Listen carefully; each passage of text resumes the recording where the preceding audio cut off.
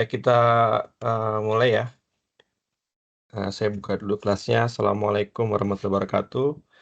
Selamat sore, rekan-rekan semua, mahasiswa. Kita berjumpa kembali di mata kuliah unit operasi dan proses. Kali ini kita ada di pekan keempat ya. Ya, sebelum masuk ke materi, mungkin saya akan review kembali terkait dengan rancangan perkuliahan ya. Sebelumnya sudah sempat dibahas, namun secara singkat di pekan pertama. Jadi saya sini akan bahas sedikit review kembali, kemudian baru kita masuk ke dalam materi perkuliahan. Nah, saya share screen dulu.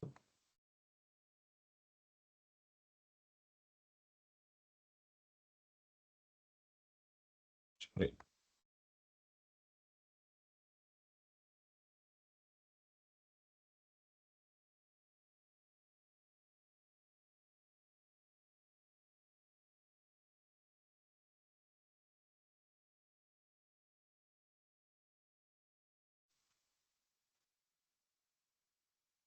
Ini saya sudah share screen, apakah sudah terlihat PPT-nya? Sudah terlihat, Pak. Sudah terlihat, Pak.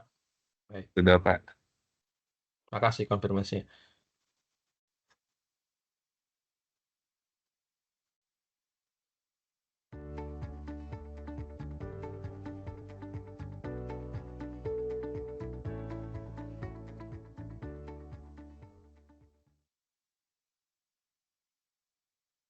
Ya, baik. Mata kuliah unit operasi dan proses di pekan atau kesempatan kuliah kali saya akan bahas mengenai unit operasi dan proses dalam pengolahan air dan juga air limbah. Saya review sedikit kembali ya mengenai rancangan pengajaran. Jadi ini informasi umum mata kuliah. Mata kuliah ini di semester 5 ya. Kemudian ada 4 SKS, maka nanti seperti apa namanya biasanya kita akan ada 2 pertemuan dalam seminggu ya, di hari Senin dan juga di hari Kamis. Kemudian seperti hari juga kita kuliahnya dilakukan secara online ya. Apabila online kita menggunakan Microsoft Teams, kemudian juga untuk tugas-tugas ya, seperti biasa juga akan kita kumpulkan melalui akun emas ya masing-masing. Nah, mata kuliah unit operasi dan proses ini di kurikulum ada di semester 5. Ini salah satu mata kuliah yang cukup fundamental di program studi sarjana teknik lingkungan karena dia sangat terkait gitu ya, menjadi dasar bagi mata kuliah perancangan lain ya yang ada di sini ya. Itu semuanya sebagian besar dasarnya ada di mata kuliah unit operasi dan proses ya, terutama yang terkait dengan pengolahan air dan juga air limbah.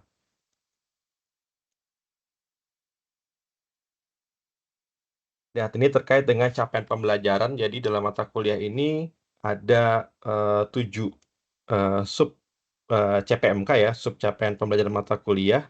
Yang pertama di pekan 1 yang sudah kita pelajari terkait dengan kemampuan mengkategorikan unit operasi dan juga proses berdasarkan fungsi dan juga tingkat pengolahan dalam perencanaan sistem pengolahan air dan juga air limbah.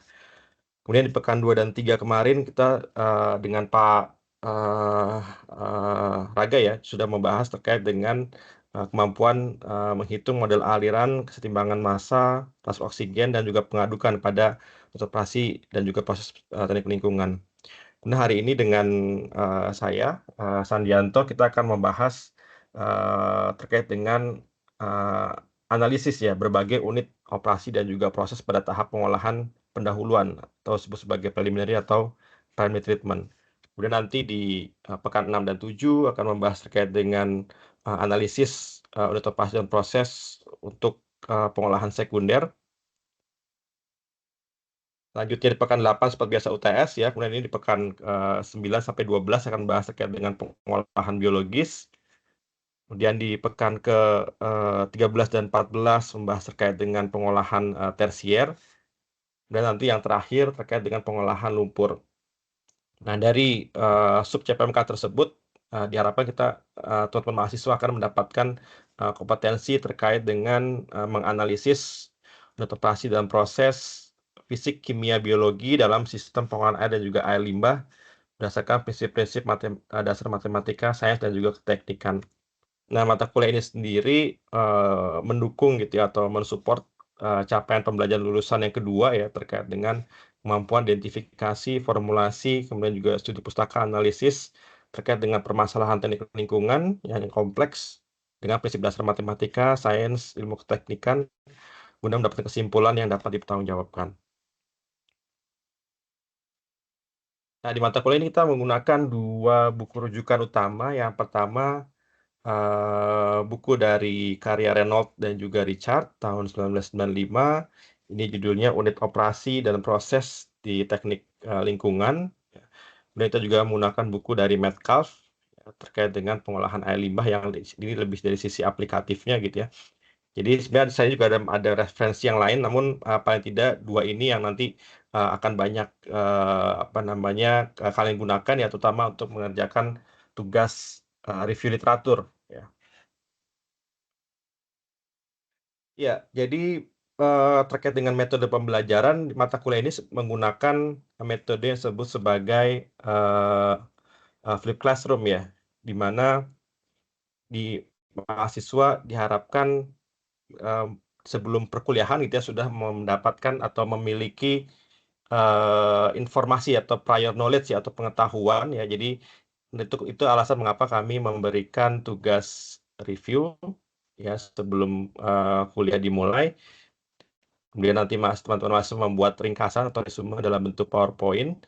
Diharapkan pada saat membuat resume itu, pada saat membaca buku, kemudian mengekstrak informasi, membuat resume, itu eh, sudah mendapat pengetahuan awal ya. Jadi yang biasanya sering yang kami bayangkan, karena mahasiswa itu tidak tahu bahwa dia tidak tahu gitu ya. Tapi setelah membuat resume paling tidak jadi tahu bagian mana yang belum paham ya. Jadi apa namanya, supaya pada satu kuliahan di kelas bisa lebih cepat tune in atau apa nyambung dengan materi yang disampaikan oleh dosen ya. Kemudian di kelas ada paparan materi dari dosen, diskusi, dan juga umpan balik ya. Dan di hari pertama itu nanti yang biasanya disubmit adalah tugas resume materi ya dalam bentuk PPT. Ini yang di hari pertama. Kemudian nanti di hari yang kedua, seperti biasa sebelum kelas, kami akan memberikan tugas pada mahasiswa, yaitu tugas desain atau ya semacam latihan soal ya untuk mengaplikasikan teori yang sudah diberikan. Nah, kemudian nanti pada saat di kelas kita bahas bersama-sama gitu ya. Nah, ini juga nanti akan didampingi oleh Asdos ya di hari kedua, baik itu dari mungkin pada saat pengerjaan di sebelum kelas ataupun juga pada saat di kelas. Nanti akan apa namanya dibantu oleh tim dari asisten dosen. Dan yang dikumpulkan adalah lembar jawaban tugasnya. Dan ini tim pengajar, ada saya sendiri, Sandianto Aditya Sulindro sebagai koordinator mata kuliah. Kemudian juga nanti ada Ibu Nopa yang mungkin akan bertemu setelah UTS. Kemudian Pak Raga ya, yang mungkin juga sudah bertemu di pekan kedua dan ketiga. Nah, di mata kuliah ini asesmennya cukup banyak. Jadi ada 4 ujian. Ada ujian 1, ujian 2, ujian 3, ujian 4. Ini sudah harus satu hal yang menurut saya apa namanya disyukuri, karena eh, cukup terbagi ya beban atau bobotnya ya. Anda bisa lihat di sini. Jadi kalaupun misalkan dalam satu ujian ada yang nilainya kurang baik, masih ada beberapa ujian yang lain gitu ya, bisa mungkin saling mensupport, mengisi kekurangannya. Jadi harapannya nilai akhir nanti bisa baik. Dan juga ada beberapa tugas resume seperti tadi disampaikan, kemudian juga ada mini quiz dan juga tugas desain ya. Dan di sini ada CPL yang terkait dengan tugas tersebut, ada CPMK-nya, ada sub CPMK, dan juga ada frekuensi atau jumlahnya, dan terakhir ada bobotnya ya. Ini bisa dilihat untuk tugas pun juga bobotnya cukup apa namanya tinggi juga dan proporsional ya untuk setiap jenis bentuk asesmen. Jadi intinya semuanya harus dikerjakan dengan baik.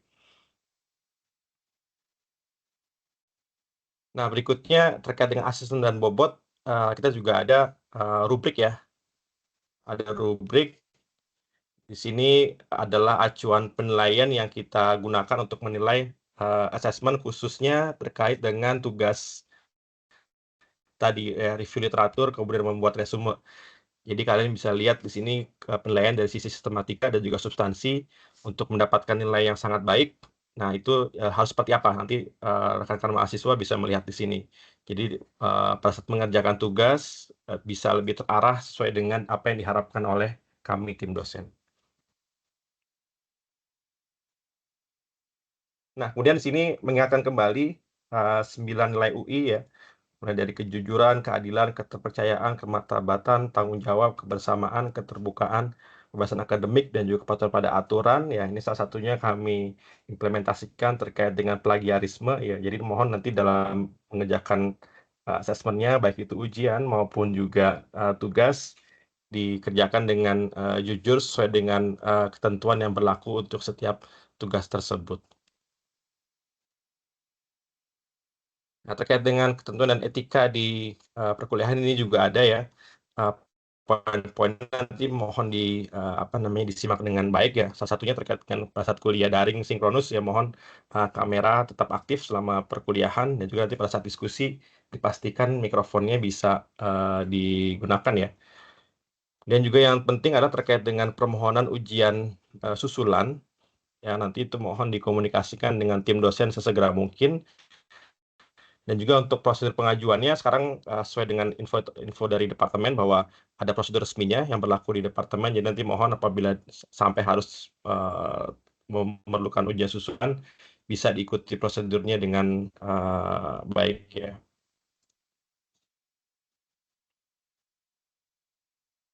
Nah, kemudian untuk dukungan untuk mahasiswa, untuk kontak dosen bisa menghubungi saya sebagai koordinator. Kemudian juga untuk nanti akan dibantu dalam pekerjaan tugas dan juga diskusi oleh tim asisten dosen, di mana kita sudah ada koordinatornya, jadi bisa dihubungi. Dan jika membutuhkan buku, ya itu tersedia di perpustakaan UI dan juga di lab ya, di lab di Rekayasa dan Kualitas Air atau di lantai 4, itu bukunya tersedia. Jadi kalau membutuhkan untuk misalkan dipinjam atau di fotokopi, itu silakan.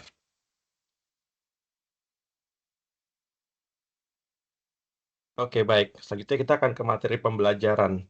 Mungkin terkait dengan rancangan perkuliahan, kalau ada yang ingin ditanyakan, boleh.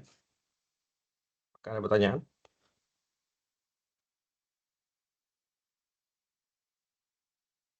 Belum ada? Baik, kita lanjut dulu ya ke materi.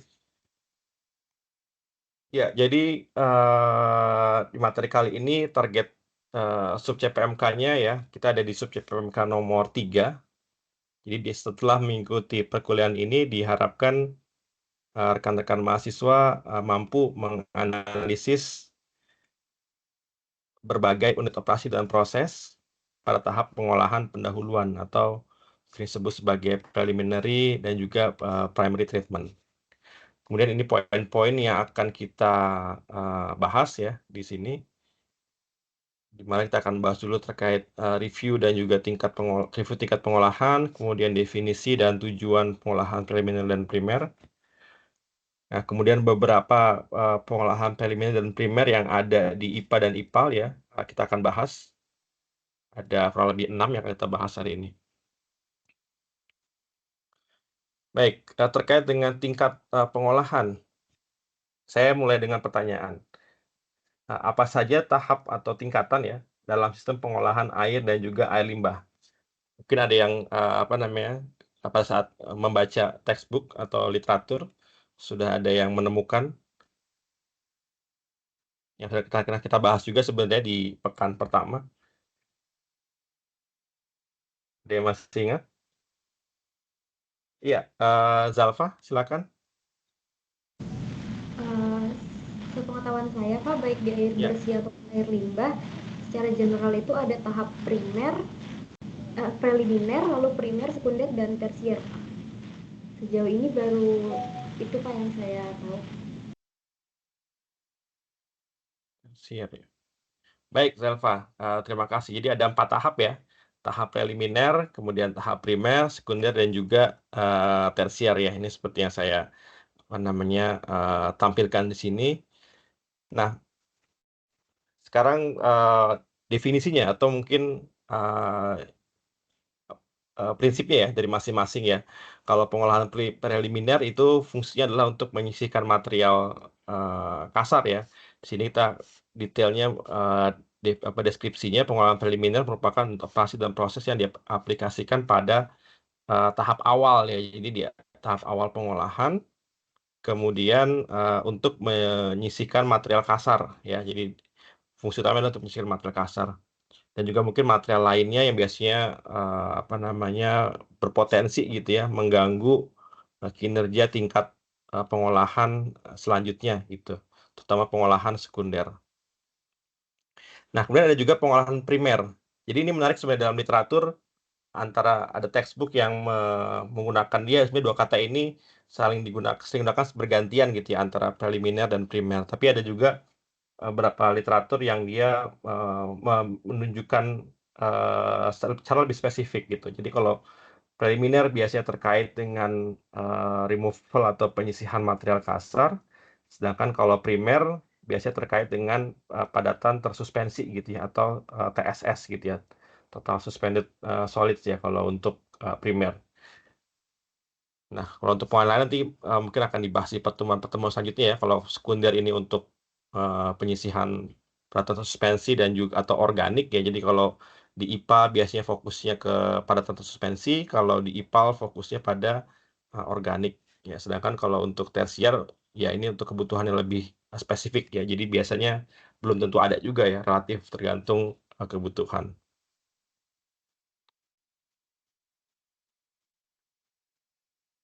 Nah, kemudian lebih detailnya kita akan bahas terkait dengan pengolahan preliminar.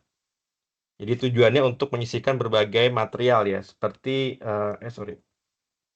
padatan tersuspensi ya, atau material yang mengapung seperti daun ya, kayu, kain, kertas, kantong plastik, sampah dan lain-lain ya.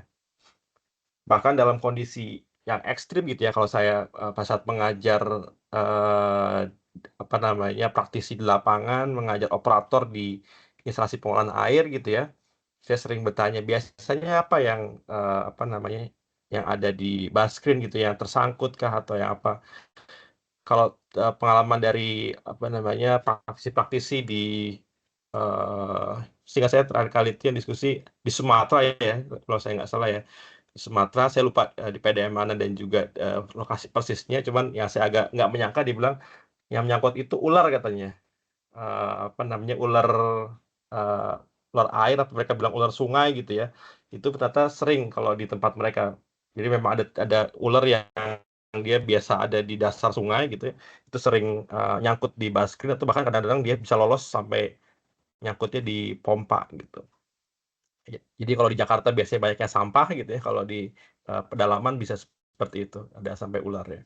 Dan juga padatan inorganik ya, seperti pasir, kerikil, pecahan kaca, kulit telur. Dan ini mereka karena bisa mengganggu kinerja pompa ya, atau menyumbat saluran atau menyumbat airan di pipa. Nah, kemudian berikutnya tujuannya adalah untuk juga menyisihkan minyak dan lemak, ini terutama di air limbah ya. Karena minyak dan lemak itu bisa mengganggu transfer oksigen di proses sekundernya, proses aerasi ya. Kemudian juga menimbulkan busa ya, berlebih dan juga mengganggu proses pengendapan. Itu salah satu kontaminan yang perlu disisihkan di awal ya, minyak dan lemak. Nah, kemudian pengolahan preliminar di IPA. Ada yang bisa apa namanya mengidentifikasi kalau preliminar di IPA di unit yang mana dari gambar ini?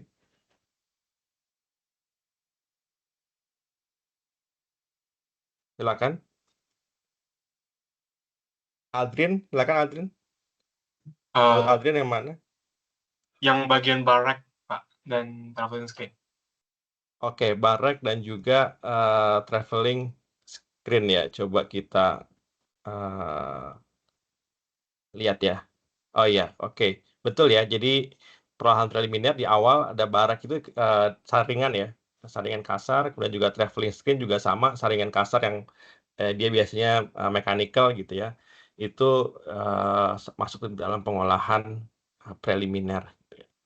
Aldrin, kalau di sini ada nggak pengolahan primernya? Menurut Aldrin?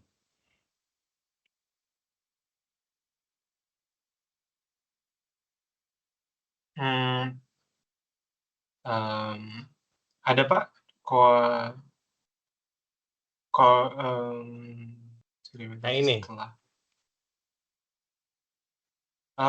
koagulasi dan berarti itu flokkulasi ya Pak? Sepertinya itu primer Pak. ini ya. Oke. Nah ini sebenarnya kalau koagulasi atau mixing ya, kemudian flokulasi dan juga sedimentasi, ini sebenarnya adalah satu rangkaian ya. Rangkaian, mereka satu paket gitu. Yang masuk ke dalam sebenarnya pengolahan sekunder. Jadi kalau dari diagramnya ini sebenarnya pengolahan primernya tidak ada. Kalau misalkan ada muncul yang namanya prasedimentasi, nanti mungkin akan kita bahas juga ya. Kalau ada prasedimentasi, nah itu bisa kita masuk kategorikan sebagai primer ya. Karena proses fungsinya untuk mereduksi kekeruhan ya, supaya beban di dalam koagulasi, flokulasi, sedimentasinya tidak terlalu tinggi gitu. Oke, kemudian selanjutnya pengolahan preliminar dan juga primer di IPAL ya. Ini langsung saya tunjukkan saja, ada sama tadi ya, ada bar screen dan juga grid chamber. Nah, kemudian kalau di sini kebetulan ada nih pengolahan primernya yaitu primary clarifier gitu ya. Sedangkan yang ini adalah pengolahan sekunder. Kemudian yang di sini adalah pengolahan tersier. Nah, kita coba bahas ya lebih detail ya. Yang pertama, saringan screen atau bar screen atau bar rack ya. Istilahnya ada beberapa. Nah, ini tujuannya untuk memisahkan material kasar dan juga material mengapung. Biasa digunakan di IPA dan juga di IPAL. Ya. Ini bisa dilihat foto realnya, kemudian ini ada terkait dengan konfigurasinya, potongan tampak sampingnya ya. Nah, ini ada beberapa kriteria desainnya. Dan biasanya yang kita hitung adalah head loss ya, untuk melihat arahnya beda tinggi antara muka air sebelum dan sesudah bar screen, apakah dia tersumbat atau tidak gitu ya. Nah, terkait dengan perhitungan sebenarnya detailnya akan kita bahas di sesi berikutnya ya. Kemudian ada juga prasedimentasi, ini untuk mereduksi kekeruhan dan juga zat tersuspensi. Kalau di IPA biasanya kalau kekeruhan di atas 600, kalau di IPA biasanya kalau TSS di atas 300. Biasanya penyisian sekitar 60-80% untuk kekeruhan maupun TSS ya. Kemudian ini ada kriteria desainnya waktu tinggal setengah jam sampai 1 jam untuk instalasi pengolahan air dan juga setengah jam sampai 2,5 jam untuk IPAL. Dan juga beban permukaan 40 sampai 120 meter kubik per meter persegi. Jadi ini arahnya untuk mendesain luas bak ya. Jadi di sini kalian bisa lihat ada meter persegi, itu nanti adalah arahnya untuk mendapatkan luas dari bak prasedimentasinya. Kemudian ada juga aerasi ya, aerasi untuk menghilangkan gas-gas ya, dan juga gas substansi CO2 ini biasanya besi, mangan juga ini biasanya ada di air tanah dalam ya. Jadi biasa dipakai di IPA dengan air baku dari air tanah dalam. Prinsipnya adalah transfer oksigen dalam air, kemudian ini ada beberapa tipe dan juga modelnya. Ya. Jadi ada yang tipenya seperti tangga berundak-undak ini ya, cascade ya, cascade aerator. Ada yang tipenya multiple tray, dia seperti rak-rak ya, atau ya rak seperti baki ya kalau sini istilahnya ya. Ada baki, kemudian bakinya itu ada lubang-lubangnya. Jadi pas saat air melewati lubang, terjadi proses aerasi. Kemudian ada yang tipenya dengan nozzle ya, disemprotkan air atau udara ya, udara dengan tekanan tinggi begitu ya, di area permukaan dari bak ya. Kemudian juga ada tipenya diffuse ya atau diffuser. Ya, ini biasanya ada di bawah tanah, ditembakkan udara, di bawah bak ya, di dasar bak, ditembakkan udara di dekat dasar bak supaya terjadi pencampuran dengan pengadukan dengan oksigen. Kemudian ada adsorpsi. Kalau adsorpsi ini untuk menghilangkan rasa, bau, dan juga warna di air. Jadi ini lebih sering diaplikasikan di instalasi pengolahan air ya, atau IPA ya. Karena bau dan rasa itu menjadi sangat krusial gitu ya. Nah, ini diaplikasikannya bisa di unit koagulasi ya, atau bisa juga sebenarnya di sebelumnya kadang-kadang ya, tergantung. Bisa juga kalau ada praset, karena juga suka di bubukannya di inletnya apa namanya praset, itu bisa juga. Kalau yang tipenya bubuk ya seperti ini. Ada juga tipenya GAC, ini yang granular ya, seperti yang ini. Kalau itu biasanya setelah sedimentasi, apakah dia sebagai salah satu lapisan media di filter, atau dia ada memang tangki khusus. Kemudian ini range dosisnya ya. Dan juga ekualisasi, ini biasa digunakan di IPAL ya. Walaupun di IPA sebenarnya juga, kalau di IPA pakai intake dengan sistem sumur pengumpul, prinsip yang sama juga terjadi di situ ya. Jadi di situ air akan bercampur, kemudian menjadi lebih homogen ya, kualitas dan kuantitasnya, kemudian dipompa dengan sistem pemompaan. Jadi intinya yang masuk ke dalam IPA dan IPAL nanti dia akan lebih seragam alirannya. Nah, ini ada dua tipe, dia bisa diintegrasikan secara inline atau dia secara sideline ya. Yang umum digunakan kalau di Indonesia adalah yang inline ya. Dia memang selalu dia beroperasi secara full gitu ya, semua air memang harus melewati pakai kuasasi tersebut. Ini ada beberapa poin kriteria desain ya. Yang utama adalah waktu tinggal, biasanya 2-8 jam. Atau kalau mau dihitung dengan metode defisit surplus juga bisa ya. Nanti akan dibahas lebih detail. Dan biasa ditempatkan setelah saringan kasar dan juga bak pemisah pasir, karena itu ada pompa ya. Kalau tidak dipisahkan dulu sampah-sampahnya, nanti bisa menyumbat pompa di apa namanya ekualisasi ini. Dan juga biasanya dilengkapi dengan pengadukan ya, terutama di IPAL, karena kadang-kadang bisa menyebabkan bau ya. Ini ada contohnya, ekualisasi yang kecil biasanya dia hanya seperti ini aja, kayak sumur gitu ya. Kemudian di sini ada pompanya. Tapi kalau yang besar biasanya dia dibantu dengan pengadukan ya tadi, karena untuk mengurangi bau tidak sedap gitu ya. Dibantu di aerasi. Nah, kemudian ada bak pemisah pasir, ini untuk menghilangkan pasir, kerikil, kulit telur ya, dan juga apa namanya lain-lain ya, terkait biasanya ukuran 0,05 sampai dengan 1 mm. Nah, ini prinsipnya adalah pengendapan ya, pengendapan tipe 1 ya, yang secara gravitasi dan juga pengendapannya dia linear gitu ya. Dan biasanya di bagian outletnya ada partial flume dan juga bendung pelimpah ya. Sorry, ini typo, bendung pelimpah digunakan untuk mengontrol aliran airnya ya. Dan biasanya minimum 2 unit, karena ya namanya ada pasir ya pasti ada pengendapan, jadi harus di maintenance, dibersihkan secara berkala. Ini contoh bendung pelimpahnya, ini ada contoh gambar apa namanya grid chambernya ya. Ya, kemudian ini kriteria desainnya ya, biasanya yang satunya krusial kita menghitung volume ya.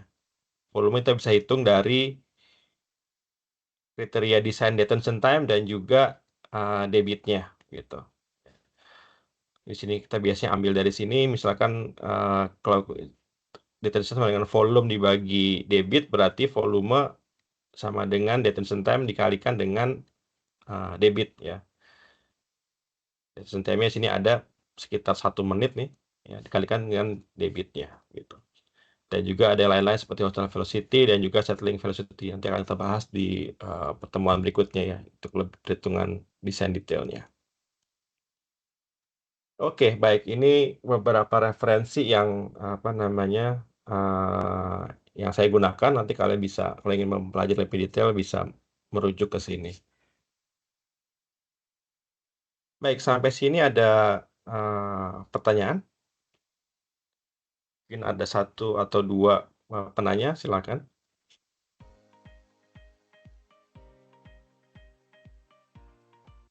Oh iya, ada Mufti, silakan Mufti. Iya Pak, apa suara saya terdengar Pak? Ya, jelas, silakan. Untuk pengen nanya terkait yang aerasi tadi Pak. Ya. Untuk aerasi itu kan tadi ada unit aeratornya masih macam-macam ya Pak. Itu tuh kita bebas memilih yang mana aja untuk dipakai atau gimana ya Pak? Oke, baik. Jadi terkait dengan pemilihan aerator ya. Jadi tentu ada beberapa poin ya. Yang pertama biasanya terkait dengan yang jadi krusial ya, yang biasanya agak penting atau menjadi constraint dalam desain itu adalah lahan yang tersedia gitu ya. Apakah lahannya cukup besar atau tidak? Biasanya kalau lahannya cukup besar akan cenderung mengarah ke aerasi yang sifatnya hidrolik yang memanfaatkan gravitasi ya. Misalnya seperti yang tipe cascade gitu ya, ataupun yang tipenya multiple tray aerator. Tapi kalau misalkan lahannya relatif terbatas atau memang debitnya besar gitu ya dan tidak memungkinkan kalau pakai tipe hidrolik atau gravitasi, ya kita baru menggunakan yang spray ya, spray aerator dan juga diffuse aerator gitu. Jadi itu yang paling utama. Sebenarnya kalau pertimbangan lainnya sih banyak ya, misalkan apa namanya terkait dengan biaya operasional gitu mufti biasanya. Kemudian juga kemampuan operator ya. Jadi kalau di daerah kota-kota besar masih ada fleksibel kita peluang menggunakan yang sifatnya mechanical ya seperti dua ini ya. Tapi kalau di daerah apa namanya yang mungkin lebih terpencil, listrik juga mungkin agak sulit ya biasanya lebih ke arah yang sebelumnya ya, yang menggunakan gravitasi atau tipe hidrolik gitu. Apakah sudah menjawab? Sudah menjawab Pak. Terima kasih Pak. Oke, baik. Terima kasih Mufti. Iya, mungkin saya akan langsung ke ini ya, mini quiz ya. Tolong disiapkan handphone ya, ponselnya ya. Bentar saya stop sharing dulu. Saya mau pindah seperti biasa ke Quizzes.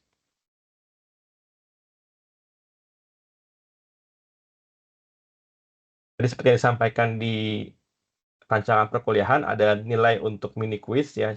Jadi melalui Quizzes ini ya.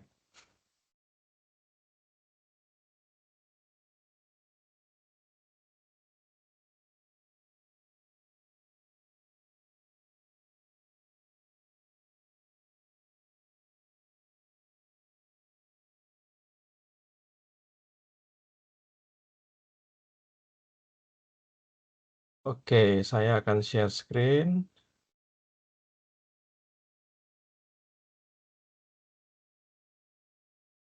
Nah, ini apakah terlihat? Terlihat belum? Terlihat Pak. Oke. Jadi seperti biasa kalian masuk ke joinmyquiz.com, kemudian masukkan kode ini ya 589770, kemudian input namanya. Namanya nama sesuai ini ya, search engine ya, yang bisa dipahami ya, yang bisa dikenali maksudnya. Karena kadang suka ada pakai anonim ya. Apalagi kalau pakai nama apa namanya artis Korea, saya nggak kenal. Oke, ini baru 6 nih yang join. 7.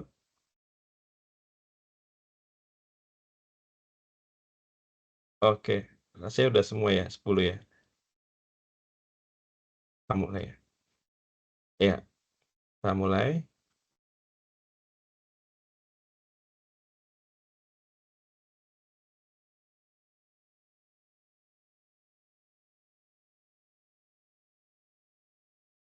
Tahap tingkat pengolahan air yang berfungsi untuk menyisihkan material kasar.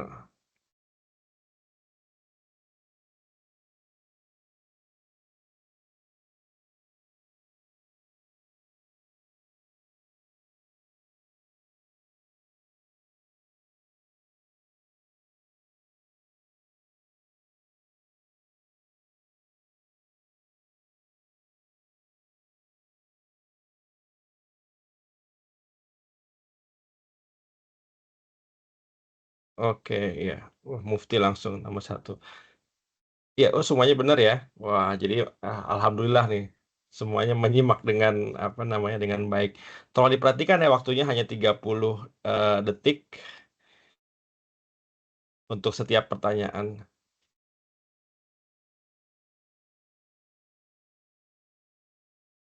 Kalian lihat di gambar, tahap pengolahan preliminar ditunjukkan oleh huruf apa?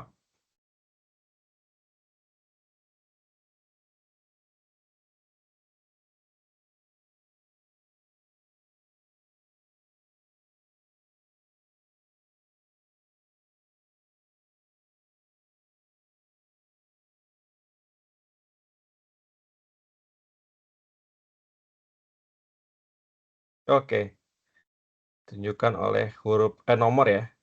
Bukan huruf yang nomor 2 ya. Di situ ada ke chamber ya kalau saya tidak salah ya. Tapi mayoritas nih semua sudah benar.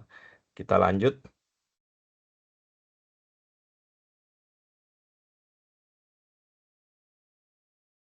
Berikut ini merupakan tipe aerasi. Nah, tadi sudah dibahas tadi ya dari pertanyaan Mufti.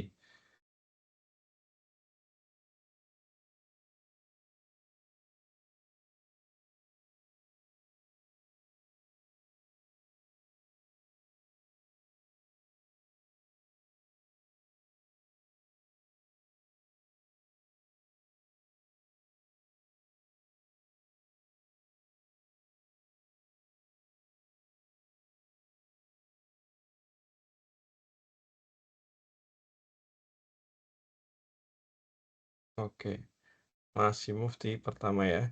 Iya, alhamdulillah itu sudah benar ya komplit.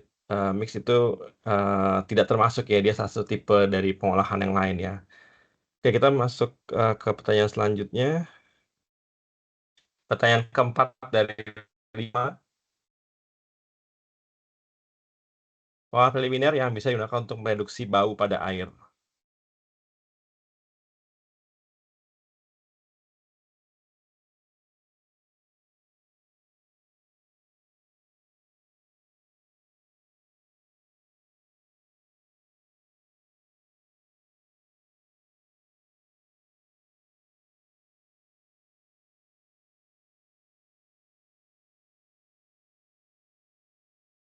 Wih, akhirnya Najwa di posisi pertama. Menghilangkan bau dengan absorpsi ya. Kalau aerasi dia kurang apa namanya efektif biasanya kalau hanya CO2 ya bisa ya, kalau gas yang mudah dihilangkan ya. Kemudian kalau klorinasi itu sebenarnya bisa juga digunakan tapi tidak direkomendasikan karena bisa menyebabkan pembentukan senyawa lain yang sifatnya toksik ya. Jadi jawaban yang paling tepat adalah absorpsi. Kita lanjut ke pertanyaan terakhir.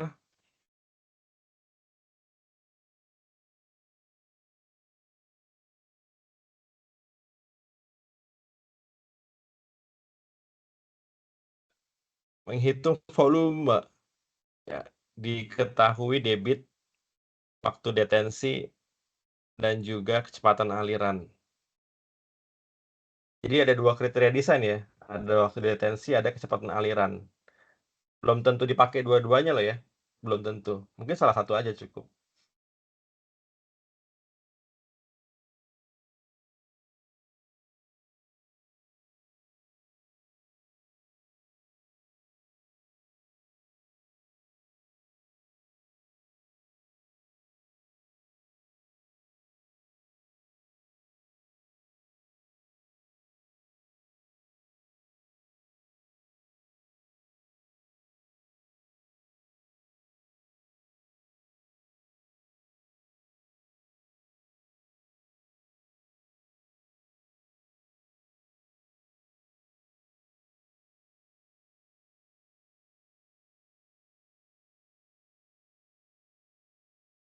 Oke, jawabannya 36 ya. Oke, beberapa juga bisa tepat ya. Simple, 600 liter per detik, ya kita konversi jadi 0,6 ya, meter kubik per detik. Kemudian dikalikan dengan waktu detensi 1 menit ya. 1 menit 60 detik, jadi 0,6 dikali 60, jawabannya 36 meter kubik ya untuk volumenya. Kecepatan air nggak kita pakai, ini biasanya untuk menghitung luas bak ya. Jadi cukup pakai waktu di atensi aja. Oke.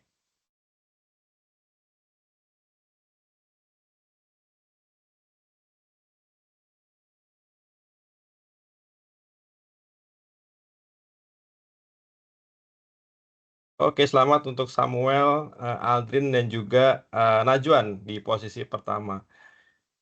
Nanti akan saya applause dulu ya. Nanti akan masuk ke dalam penilaian juga ya. Selamat.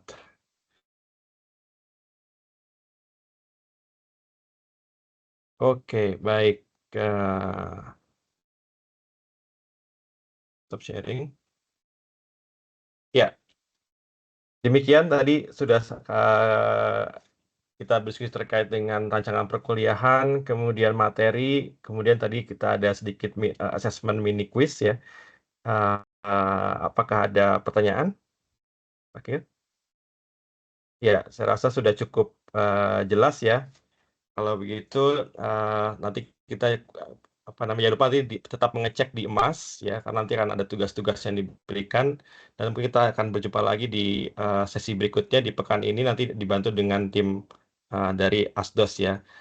Terima kasih. Saya tutup kuliah hari ini. Semoga bermanfaat. Wassalamualaikum warahmatullahi wabarakatuh. Waalaikumsalam. Waalaikumsalam.